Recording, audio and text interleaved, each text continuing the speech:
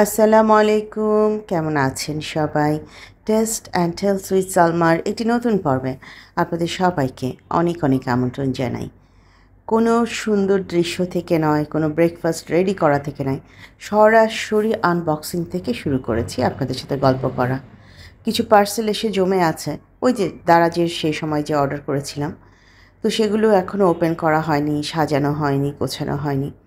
আজ ছোটো মেয়েকে স্কুলে দিয়ে এসেই প্রথমেই ভাবলাম এই জিনিসগুলোকে আগে ওপেন করি, আপনাদের সাথে একটু শেয়ার করি, তারপরে এগুলোতে ঘর দুয়ার যা সাজাবো। আমাদের লাইফ উইথ নাহার থেকে নাহারের এরকম একটা টিস্যু রাখার হোল্ডার আছে। সেদিন যখন নাহার ওর টেবিলটা খুব সুন্দর করে সাজাচ্ছিল, তখন আমার মনে হলো আরে আমারও তো এরকম একটা হোল্ডার দরকার, আমি কেন এখনও কিনিনি। পরে চিন্তা করলাম কিনবই যখন দুই বোন একরকম কিনবো। ঠিক নাহারেরটার মতনই আমি একটা টিস্যু হোল্ডার অর্ডার করে দিয়েছিলাম এবং সেটা চলেও এসেছে। আর এই যে ম্যাটটা দেখালাম সেটা হলো আমার যে বড় ক্যাবিনেটটা আছে ডাইনিং টেবিলের পাশে, সেটাকে ঢেকে রাখার জন্য এই ম্যাটটা কিনেছি। কারণ ওটা একটা ছোট ক্লথ দিয়ে ঢাকা আছে, পুরোটা কভার করে না, প্রচুর ধুলা পড়ে। তো এই জন্যই এই বড় ম্যাটটা কিনে এনেছি। আর এখন যেগুলো জিনিস বের করছি এগুলো হচ্ছে মারিয়া আপুর পেজ থেকে নেয়া। আমার আসলে হলুদ গুঁড়া, মরিচ গুঁড়া, চিয়া সিড, পিঙ্ক সল্ট এবং সরিষার তেল এগুলো সব কিছুরই দরকার ছিল। ভাবলাম কিনবই যখন তাহলে মারিয়া আপুর কাছ থেকেই নেই। মারিয়াপুর কিন্তু একটা ফেসবুক পেজ আছে যেটা হচ্ছে RM অর্গানিক প্রোডাক্ট, এবং ওই পেজ থেকেই আমি এই জিনিসগুলো নিয়েছি।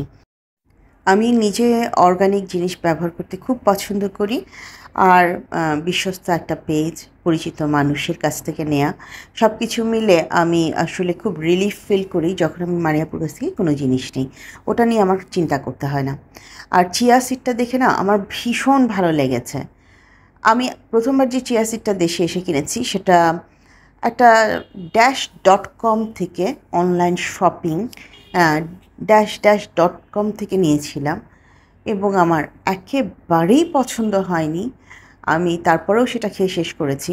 কিন্তু মারিয়াপুরটা এত পরিষ্কার, সুন্দর, ফ্রেশ, মানে চিয়া সিডটা দেখেই মনটা ভালো হয়ে গেছে। তো তাড়াতাড়ি করে চিয়া সিডটাকে আগে একটা বক্সে ভরলাম, আর এখন টিস্যু হোল্ডারে টিস্যুগুলোকে ভাঁজ করে গুছিয়ে রাখবো। নাহারকে সেদিন আমি দেখছিলাম এভাবে টিস্যু হোল্ডারে টিস্যুগুলো গোছাতে। তখনই আমার মনে হলো যে আমার টেবিলের জন্য একটা টিস্যু হোল্ডার অনেক বেশি দরকার।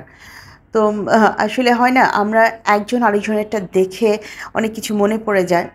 নাহার যদি এখন বলে বসে সালমা আপু তুমি কেন আমাকে কপি করেছো, তাহলে বলবো যে অধিকার বোধ থেকে করেছি। আসলে এই যে এই কথাগুলো না অনেককে বলে যে আপনি কেন আমার এটা কপি করেছেন, ওটা কপি করেছেন। দেখুন, কপি করা বিষয়টা না, বিষয়টা হচ্ছে অনেক কিছু মনে পড়ে যায়, প্রয়োজন থাকে, মনে থাকে না। তো হঠাৎ করে মনে পড়ে গেলে সেই জিনিসগুলো আমরা করি, সেটাকে কপি করা বলে না। আর নাহার তো আমাকে এই প্রশ্ন কোনো দিনও করবে না, সেটা আমিও জানি। আচ্ছা, বকবক তো শুরু করেছি, কিন্তু আপনাদেরকে ভালোভাবে সম্বোধন করেছি তো? মনে পড়ছে না। বলুন তো সবাই কেমন আছেন? আলহামদুলিল্লাহ আমি ভালো আছি। আল্লাহর রহমত, আপনাদের সবার দোয়ায় আমি, আমার পরিবার সবাই ভালো আছে।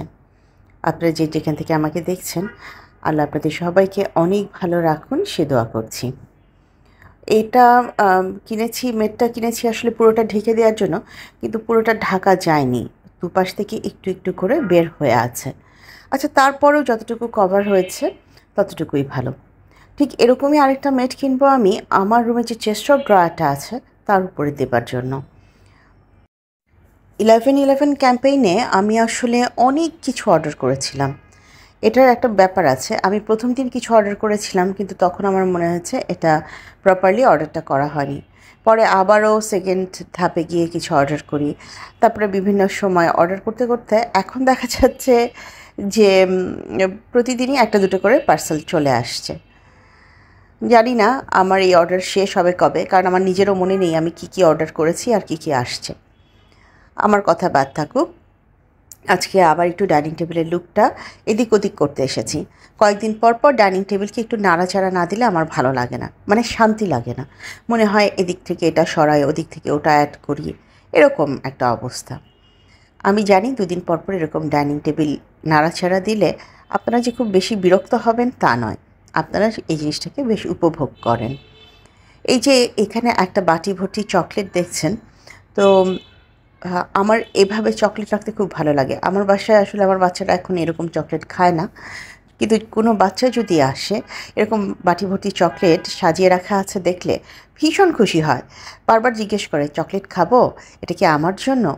সেদিনও পাশের বাসার এক পিচ্চি এসেছে, সে এসে এত খুশি হয়েছে চকলেটটা দেখে। তো আমি খুব এনজয় করেছি জিনিসটা। দেখতে দেখতে আমার বাচ্চারা তো বড় হয়ে যাচ্ছে, কিন্তু আশেপাশের বাচ্চারা যখন এসে এইভাবে চকলেটের বায়না করে আমি সত্যি খুব এনজয় করি। মোটামুটি দারাজ থেকে আসা জিনিসগুলো দিয়ে আমি আমার ডাইনিং স্পেসটা সাজিয়ে নিয়েছি। দেখুন তো আপনাদের কাছে এই লুকটা কেমন লাগছে।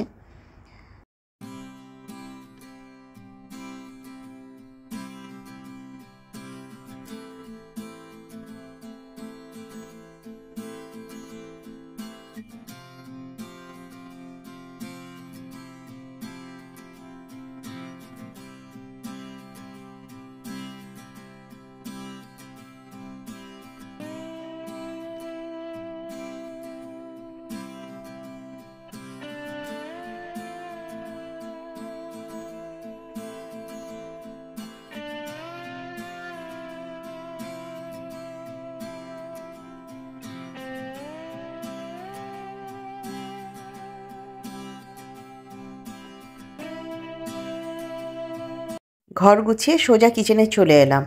আসলে দিনের সাথে পাল্লা দিয়ে কাজ করে ওঠা খুব কঠিন হয়ে যাচ্ছে, এটা আমার প্রতিদিনের একটা ডায়ালগ।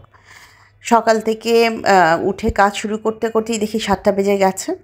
আর দুপুরবেলা নামাজ পড়ে একটু বসতে না বসতে দেখি সন্ধ্যা হয়ে গেছে। ওই পাশে ফোনে একটা রান্না চলছে। আমি কি তাহলে কোনো রেসিপি দেখে রান্না করছি? জি না, ভুটানে বসে কেউ একজন আমার কাছে থেকে রেসিপি নিয়ে জীবনের প্রথম মাছ রান্না করছে। আমি কি রান্না করছি সেটা একটু বলি। সেটা হচ্ছে আমি ইলিশ মাছের মাথা দিয়ে কচু দিয়ে রান্না করছি, যেটাকে বলে ঘন্ট। একদম পুরো ফ্যান কচু যেটা আছে লম্বা বড়, ওটা দিয়ে ইলিশ মাছের মাথা রান্না করছি। আর ওদিকে ওনাকে আমি বললাম যে তুমিও আজকে একটু মাছ রান্না করো, আমি তোমাকে সব বলে বলে দিচ্ছি। মজার বিষয় হচ্ছে এদিকে আমি রান্না করছি, সেদিকে উনি রান্না করছেন। দুজনে মিলে একই সাথে রান্না শুরু করেছি। কথার মাঝখানে যে কত ডিস্টার্ব হচ্ছিল, এই দেখুন ফোন হাতে নিয়ে কিন্তু আমি ওকে কথা বলছি আর এদিকে রান্না করছি, ডিরেকশন দিচ্ছি, এটা এতটুকু দাও, হলুদটা এতটুকু দাও, মরিচ দাও, আঁচটা কমিয়ে দাও, বাড়িয়ে দাও। মানে নিজের রান্না কি হচ্ছে সেটাও ঠিক বুঝে উঠতে পারছি না, ওদিকে যে কি হচ্ছে সেটাও বুঝতে পারছি না। এই যে দেখুন মশলা কষিয়ে মাছ দিয়ে ফেলেছে, আমি নিজেও খুব এনজয় করছিলাম। বললাম যে দাঁড়াও আমি একটু সবার সাথে এই জিনিসটা শেয়ার করি যে আমরা আন্তর্জাতিকভাবে রান্না করছি, এদেশ ওদেশ মিলে।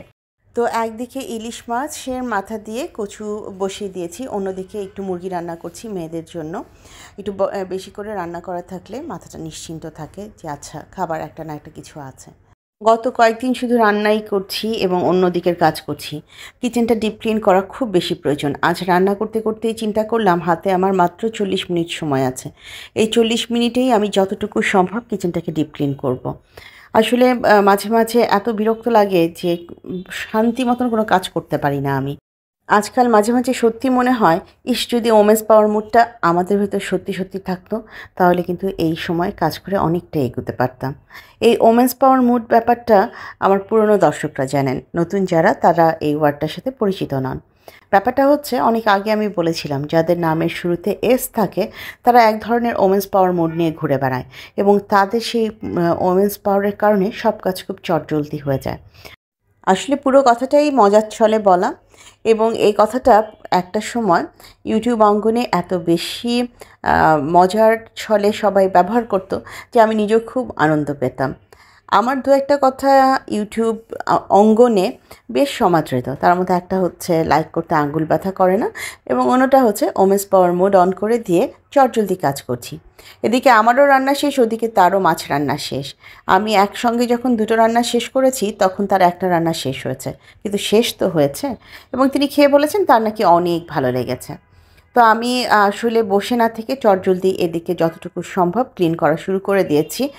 শীতকালের জন্য কিনা জানি না, আমার 2-3 দিন পরপরই মনে হয় কিচেনটা খুব তেল চিটচিটে হয়ে যাচ্ছে এবং আমি খুব বিরক্ত হই এটা নিয়ে। তো কী আর করা, চটজলদি এখন যতটুকু কাজ শেষ করা যায়। বলে না, একটা কাজ করতে গেলে আরও 10টা কাজ সামনে চলে আসে। এই যে এখন যখন গোছাচ্ছি তখন দেখলাম আরে এটার ভেতরে তো তেল নেই, তো তাহলে তেলটা একটু রিফিল করি, তারপরে অন্য কাজ করি। মানে একটা করতে গেলে সত্যি সত্যি আরও 10টা এসে হাজির হয়ে যায়।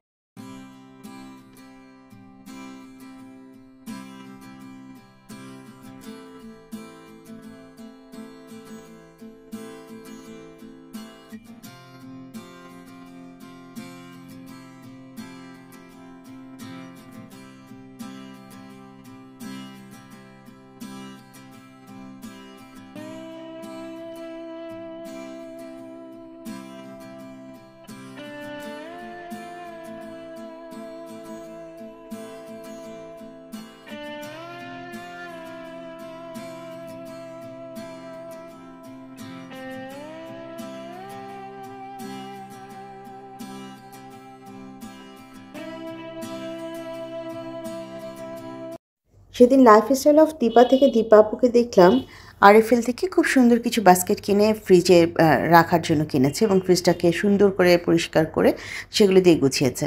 তখন আমার এই বাস্কেটটার কথা মনে হলো যে আরে আমি তো এই বাস্কেটগুলো অনেক আগে ভুটানে কিনেছিলাম।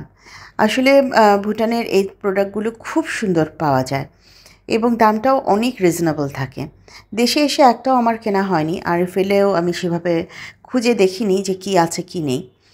আসলে এই বাস্কেটটার ভেতরে আমার রেগুলার ইউজের বিভিন্ন কিছু আমি রাখি, যেমন ধরুন একটু কালো গোলমরিচের গুঁড়া, তারপর বিভিন্ন মশলা, ছোট ছোট অল্প অল্প মশলা, এই যে এগুলোর ভিতরে, এই বয়ামগুলোর ভিতরে বিভিন্ন কিছু আমি গুঁড়া করে রেখেছি, জিরা গুঁড়া, টালা জিরা গুঁড়া যেটা সেটা। তো এগুলো আমি একদম আমার হাতের কাছে রাখি, যে রান্নার সময় যখনই দরকার হবে এখান থেকে জাস্ট নিয়ে আমি রান্না করব। আর এই পাশটাও এখন গুছিয়ে নিচ্ছি। খুব তাড়াহুড়ায় আমার পক্ষে যতটুকু সম্ভব হয়েছে আমি আসলে কিচেনটা গুছিয়ে নিয়েছি। আর এভাবে যদি কিচেনটা গোছানো না হয়, বিকালের পর থেকে তো আমার হাতে কোনো সময় থাকে না, আমি বাসায়ই থাকি না, কাজে তখনও আর গোছানো হবে না। এখন না পরে, পরে না তখন, এরকম করতে করতে কিচেনটা আরও বেশি নোংরা হয়ে যাবে।